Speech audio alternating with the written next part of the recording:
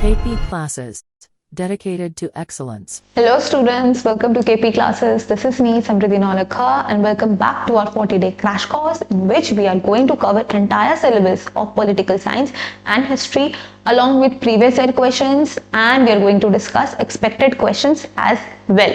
So अगर अभी तक आपने हमारे प्रीवियस लेक्चर्स नहीं देखे हैं तो उसका लिंक आपको हमारे डिस्क्रिप्शन में मिल जाएगा. अलॉन्ग विद दैट आपको हमारे व्हाट्सएप और टेलीग्राम ग्रुप के लिंक्स भी मिल जाएंगे so that you can become part of our KP class community for daily news, quizzes, informative videos and many more. So let's get started. इन सभी lectures की PDFs and study notes is available on our app which is KP class exam prep app. Along with that अगर आप iOS user हैं तो वो आपको class plus app के नाम से मिल जाएगा and you have to log in. अपने क्रेडेंशियल्स डालिए, फ्री मटेरियल वाले सेक्शन में जाएंगे, आप कोर्स चूज कर सकते हैं, अपना सब्जेक्ट चूज कर सकते हैं एंड डॉक्यूमेंट सेक्शन में you will be getting all PDFs of these lectures. Along with that, test section में you will be getting free sample papers as well. अपने सब्जेक्ट्स के लिए psychology, history, political science, for all subjects आपको sample papers मिल जाएंगे so that you can practice for your boards. So we have completed part A of political science. पूरा हमने part A in detail cover करा है, आप देख सकते हैं. And today we are going to do the politics of plant development in this part only. So let's get started. Before that आप अपनी CVT प्रिपरेशन के लिए हमारे साथ जुड़ सकते हैं by joining our उड़ान बैचेस in just 5,000. आप इन उड़ान बैचेस के थ्रू अपनी इंटायर CVT की प्रिपरेशन हमारे साथ कर सकते हैं. You will be completing all your domains including language and GT. सो ये सभी स्ट्रीम्स के लिए अवेलेबल है इन जस्ट 4,999. एंड अगर आपको सिर्फ GT प्रिपरेशन करना है और लैंग्वेज प्रिपरेशन करना है तो that two is available in just 3,000. And these are the books that you will be getting from our side, and these books contain more than 1,200 MCQs along with previous year questions. So आप exam देने से पहले कम से कम 1200 MCQs revise करके जाएंगे. So let's get started. So in the last two chapters we discussed जो पहला challenge था जो इंडिपेंडेंट इंडिया ने फेस किया था, that was unification. Second was to establish democracy. Third final challenge आ जाता है कि डेवलपमेंट कैसे करना है. तो इस चैप्टर में हम डेवलपमेंट के बारे में ही पढ़ेंगे.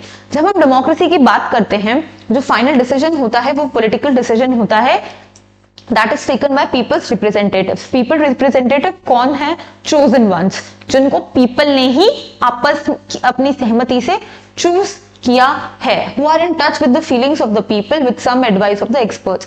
इंडिपेंडेंस के बाद almost everyone agree that the development of India should be both. किस पे कंसर्न होना चाहिए? इकोनॉमिक ग्रोथ पे and social and economic justice पे. लेकिन कहीं ना कहीं एक डिसएग्रीमेंट भी था कि what kind of role government must play कि ग्रोथ और जस्टिस इक्वली हो, तो उस पर डिसएग्रीमेंट था. अब बात करेंगे आइडियाज ऑफ डेवलपमेंट की. अब डेवलपमेंट तो करना था, लेकिन कौन सा डेवलपमेंट करें? First, development has different meanings for the different section of the people.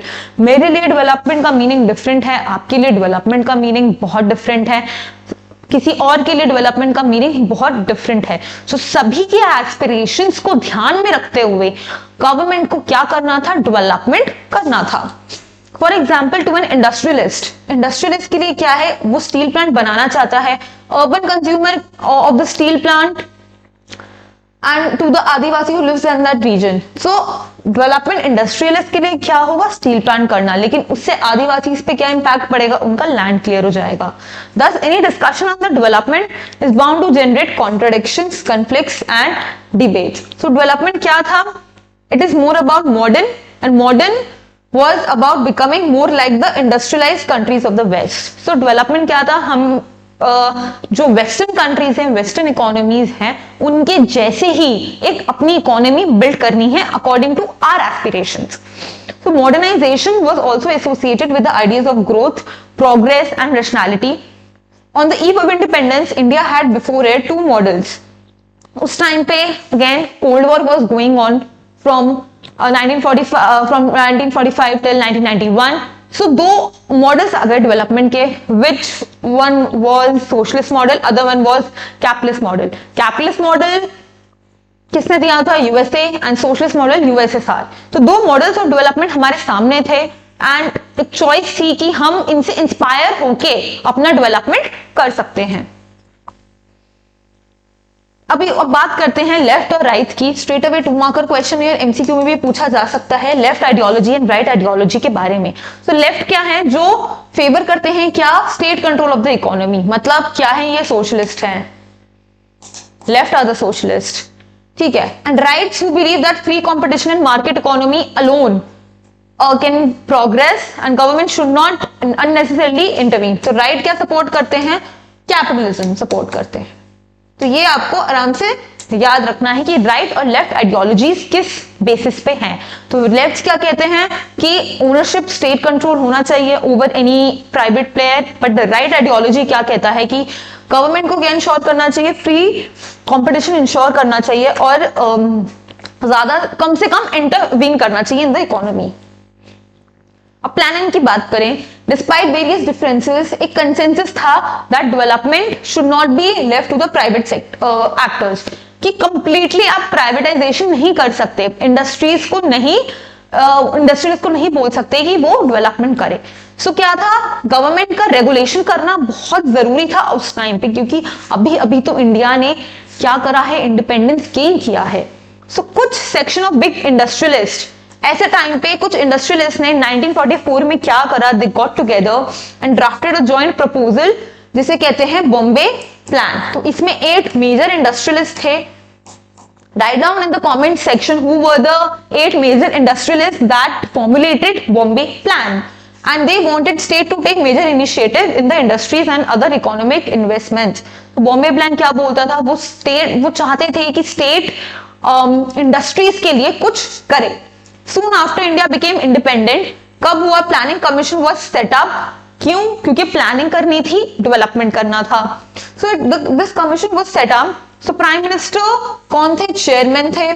तो Nehru ji, that prime minister was the chairman of the PC and it became the most influential and central machinery for deciding what path and strategy India should adopt for its development। तो बहुत important and crucial role follow करा planning commission ने, ठीक है। तो planning commission कब setup हुआ था? मार्च 1950। एमसीक्यू के लिए याद करना बहुत जरूरी है। By simple resolution of government of India, Indian government ने प्रॉपर सिंपल रेजोल्यूशन पास किया जिसके तहत उन्होंने डिसाइड किया that we will be making a planning commission जिसका चेयरपर्सन कौन होगा? None other than our prime minister. ये एक एडवाइजरी बॉडी थी and recommendations become more effective only when the union cabinet approve these। तो ये क्या थी? एडवाइस करती थी what are the steps that you can take to ensure development in the country। इसी के साथ प्लानिंग कमीशन रिप्लेस हो गया। किसने रिप्लेस किया था? नीति आयोग। इसके फुल फॉर्म याद करना बहुत जरूरी है। कब बना? 1 जनवरी 2015 को प्लानिंग कमीशन रिप्लेस होके क्या बना? NITI Aayog, which is national institution for transforming India. Again जिसका चेयरमैन कौन है? हमारे prime minister, which is Narendra Modi ji. अब अर्ली इनिशिएटिव प्लानिंग कमीशन बनाया, किससे इंस्पायर था? ये यूएसएसआर के मॉडल से इंस्पायर होके इन्होंने बनाया, सोशलिस्ट मॉडल से इंस्पायर होके प्लानिंग कमीशन बना था। सो ये क्वेश्चन पूछा जा सकता है MCQ, the idea of planning commission is inspired by which model? तो यूएसएसआर मॉडल सोशलिज्म के सोशलिस्ट मॉडल पे ये से इंस्पायर होके बनाया गया। तो इन्होंने 5 ईयर प्लान्स करे कि हर 5 साल के लिए हम एक प्लान निकालेंगे and then we are going to review it whether the plan is successful or it failed। So the actual plan of document of first 5-year plan in December 1951 generated a lot of excitement in the country with planning reach at its peak, launching of the second 5-year plan after 5 years and continued somewhat till the third 5-year plan in 61। तो हर 5-5 साल के लिए planning करना शुरू कर दिया था। तो बहुत एक्साइटमेंट क्रिएट हो गया था। पहला कब आया था? 1951 में। अब बात करेंगे फर्स्ट 5 ईयर प्लान की। किसको टारगेट किया? एग्रेरियन सेक्टर, मतलब एग्रीकल्चर को, ठीक है, including the investment in dams and irrigation. So what we are targeting to boost the agricultural production. So one of the basic aims of the planner was to raise the level of national income. भाई national income increase करनी है. National income at that time agriculture से सबसे ज्यादा produce आता था. People saving did rise. कहीं ना कहीं it was successful. And later from 1960 till the early 70s, the proportion of savings in the countries actually dropped consistently. So कहीं ना कहीं अगर हम थर्ड 5 ईयर तक की बात करें, ये राइज तो देखने को हमें मिला था, तो फायदा हुआ. सेकेंड 5 ईयर प्लान इंडस्ट्रीज पे था. सो फर्स्ट का एमसीक्यू पूछा जाता है तो आप क्या टिक करेंगे? Agriculture sector. Second 5 year plan का फोकस किस पर था? इंडस्ट्रीज पे था. Drafted by a team of economists and planners under the leadership of P.C. Mahalanobis, who is the chief statistician of India. तो इन्होंने ये he was the leader of this model. और इस प्लान को, सेकेंड 5 ईयर प्लान को PC Mahalanobis plan भी बोला जाता है. Government imposed substantial tariffs on imports in order to protect domestic industries. Such protected environment helped both in public and private sector to grow.